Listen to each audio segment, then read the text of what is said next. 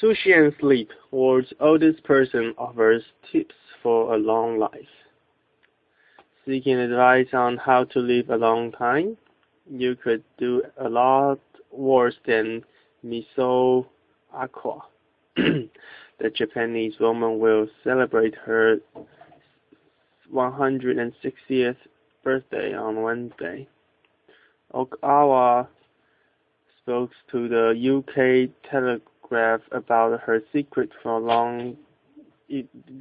longevity. Those hoping for an obscure secret trick are in a disappointment.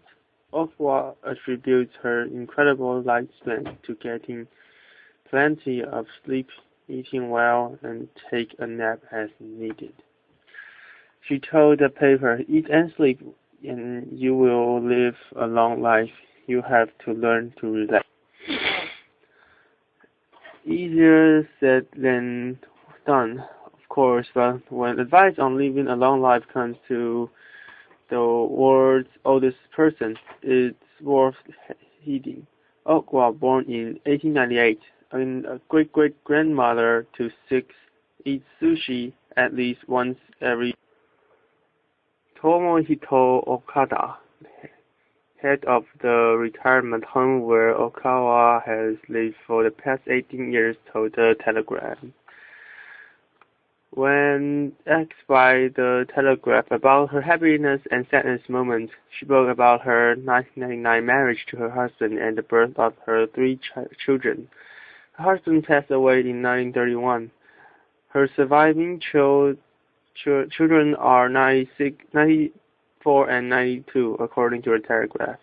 Okwa became the world's oldest living person last year when the previous title holder, Jumio Kimura, passed away at the age of 116. Teen sues parents for cash. College tuition. Does she have a case? A New Jersey teenager claiming that her mother and father tossed her out of their home and cut her off financially is suing them for immediate support, current private school fees, and future college tuition. The parents, meanwhile, say that their daughter, Rachel Canning, 18, moved out voluntarily after refusing to obey their rules. More on Shine, daughter's Facebook brag cost her family $80. We love our children and miss her. This is terrible. It's killing me and my wife.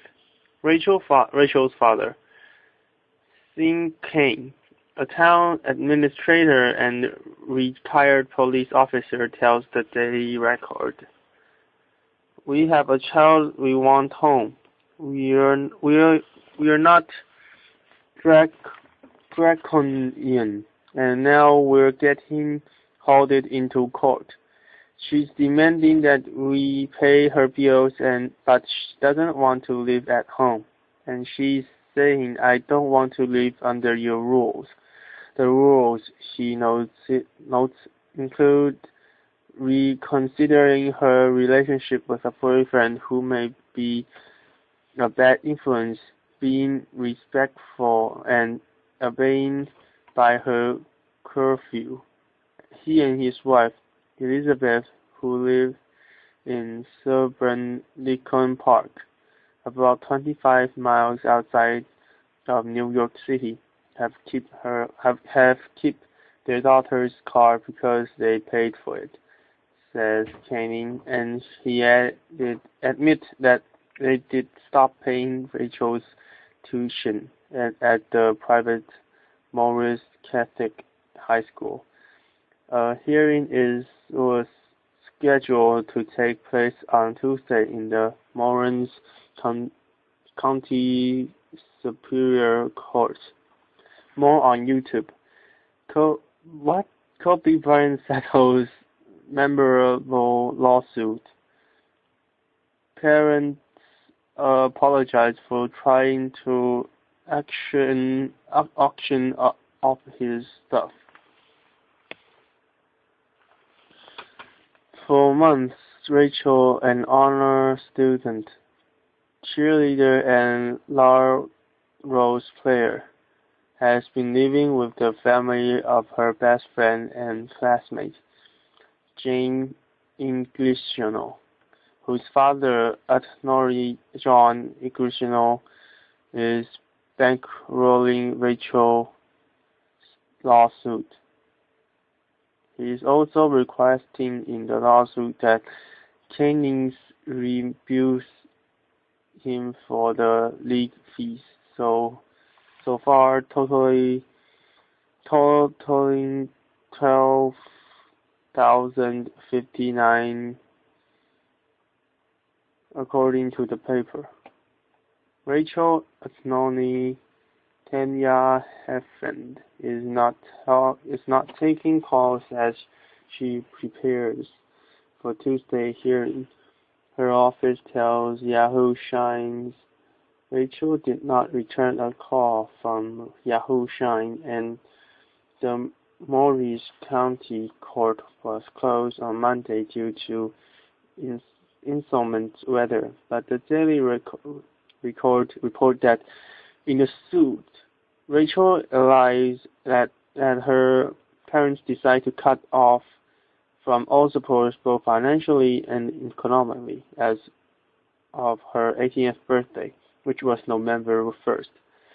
Her suit also demands the following of the Jennings: that they take care of an outstanding $5,306 million Catholic tuition bill, pay their daughter's current living and transportation expense, and free up her existing college funds, as she's already been accepted to several universities. It's not unheard for youngers to take legal action against their parents for various offenses. From a pregnant Texas twin who sued her parents for illegally pressuring her to get an abortion, to a pair of Leonard's siblings in their 20s who sued their mom for bad mothering. Even so, the Jennings case is an extremely unusual one, according to experts in family law. That's because similarly suits typically involve either a divorce situation with parents' disagreement on children financial support, or a fight for emancipation in which a teen is declared financially independent from parents. This young woman is actually saying, I want the court to compel my parents to continue to support me financially. That's what's unique in this case. Mary Kong, assistant director of the non-profit Advocates for Children of New Jersey, tells Yahoo Shine. So this young lady is a unique situation because it does become very sensitive. There's really no law directly on point. What families in similar situations have done in Cochran experience is to file for what's called a family crisis pension, in which the court will try to mediate an agreement outcome between the parents and their child. Talking the situation through would be a better route than a lawsuit, Kenneth Newman, a New York divorce mediator and psychologist with the Center of Mediation Training, tells Yahoo Shine. We often use the legal system as a way to deal with disagreements when we should be using therapy or mediation. He says, nothing that Rachel case is extremely rare, and that he's not has a case like this in 30 years, with the most unique angle being that the parents are not in disagreement. Unfortunately for Rachel, Newton says, I don't think she has much of a case. This sounds like just another 18-year-old who got into a thing with her parents. 10 things France does better than anywhere else. Editor note: this story is part of a series highlighting superlative of countries around the world. Clicking here for peace on Italy, the United States, Canada, Taiwan, India, and South Korea, and watch for upcoming installments featuring other countries. CNN: France is an impressive country, and nobody knows it better than the French. The country is supersizing like the United States, which it taught a thing or two about liberty, in that you don't really ever need to leave. There are spot-shifted cities, sunny seahorse, snowy mountains, and woody valleys all in one country, not to mention a lot of cheese and sex, as well as quite a few other things the French do superlative well. Cheese. Yes, it's cheechy, but France remains the ultimate destination for cheese lovers. General de Gaulle once asked how he was meant to govern a country that produced 246 varieties of cheese. Maybe he was afraid they were living organisms and would start a revolution. Some French cheese, such as Rubicon, are so smelly and runny they seem to be decomposing. Even milled, hard mulleted is apparently so scary that last year the United States restricted its imports. No one's arguing against the existing of a great cheese around the world, but not French citizens need to go much further than the corner shop to find one. Second, shopping. There's a reason the French invent the world's bourgeois, which now stands in for all things materialistic. Materialistic. Paris department stores stocks everything from cheap generic brands to labels so chic you feel the need to dress up before trying them on. The annual sales in January at the end of June offers unbelievable bargains because by law all stores have to discount price at the same time and complete for businesses. At the other end, the French have defended their small, often family-owned neighborhood stores, boulangeries, butchers, expresses from being steamrolled by chains. The French also do quickly one of boutiques, probably because better than anyone else. Third, museum. Paris, of course, is home to perhaps the world's best-known museum, the Louvre. But French museum culture spreads much wider afield. The Louvre region has what is arguably the most beautiful collection of museums in the world.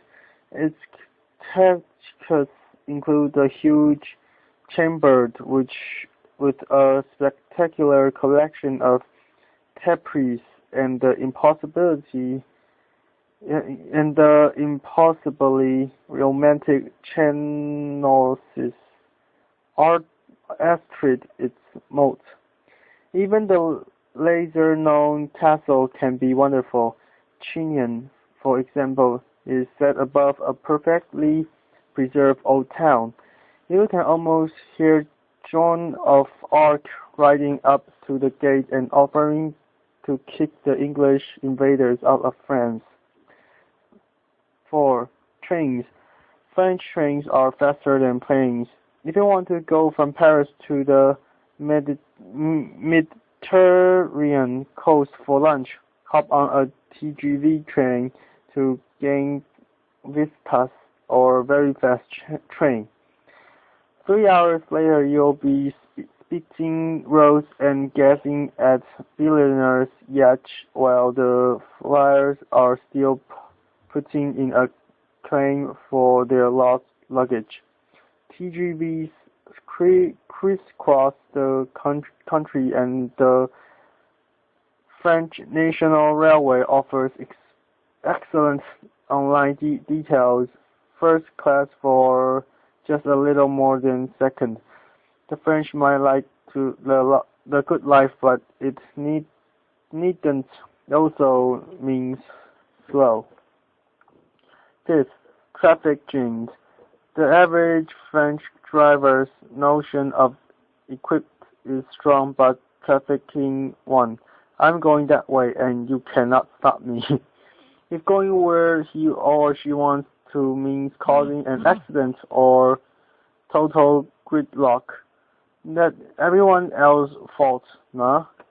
The unwillingness to acknowledge any other car on the roads, the superior French belief in liberate incarnate in the automobile means that on every Saturday in summer and on national holidays, the whole country is transformed into a huge traffic jam as everyone drives to or from their vacation at exactly the same time.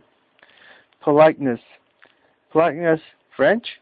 Aren't they notoriously abrupt, especially Parisian when addressing non-French speaker tourists? More accurately, the French have mastered the art of being impeccably polite and straightly dismissive at the same time.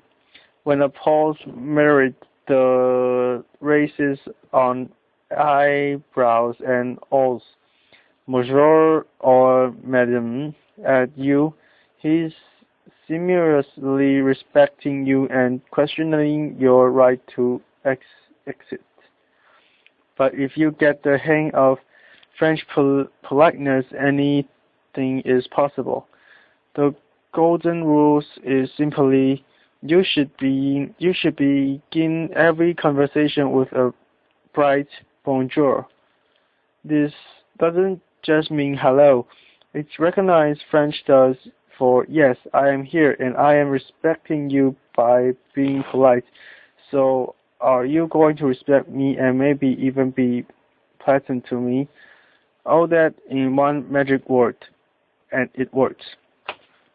Sexiness. It's hard to pin down sexiness, but for many, being French is a good work definition. The ancient plus certain insolutions and joy diverse, yep, inevitably splitting into French here, making a pretty attractive package in both man and woman. And then there's plain sex, which is everywhere in France. Take French films, for example, which almost by law have to include at least 2 naked breasts or 4 buttocks. Frenchmen and women know the rules of attraction equally well and rarely stop playing. It's almost a duty to look sexy and classy whenever anyone else is around, and to leave a memorable impression. 8th, luxury. It's a clever trick. When you think of luxury goods, the word French splits almost automatically into place. Today, the French talent for luxury has trickled down beyond Louis Vuitton, Dior, Moët Chandon, and the rest. Its effect can be felt in the dozen of stylish Parisian cafes with stretches apron waiters, and in the many reasonable price spa hotels such as talisman that can make you feel like a millionaire without charging you accordingly. French light touch sportination has been copied worldwide. 9. Customer service. Related to politeness, but with an important retail distinction. The French have a saying, "The customer is king."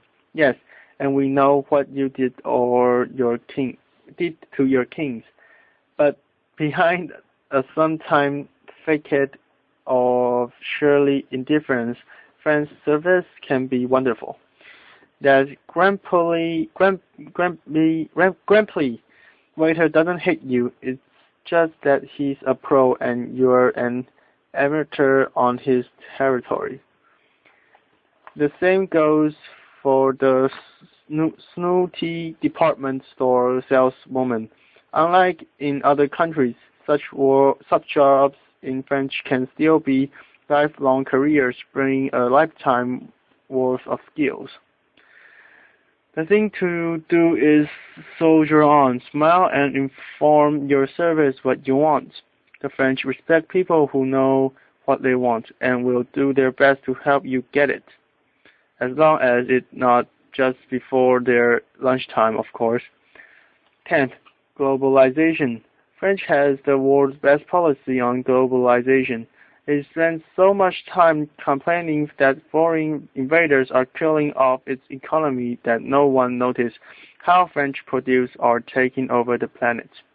Have you checked recently who provides your electricity, who owns your transportation system, who feeds your army, even who built your city public toilets? Especially if you live in Europe. There's a strong chance you'll find a French multinational such as EDF, Transdev, Sochaux, or JC Dex. Let's not mention the countless French brands on every shopping street in the world.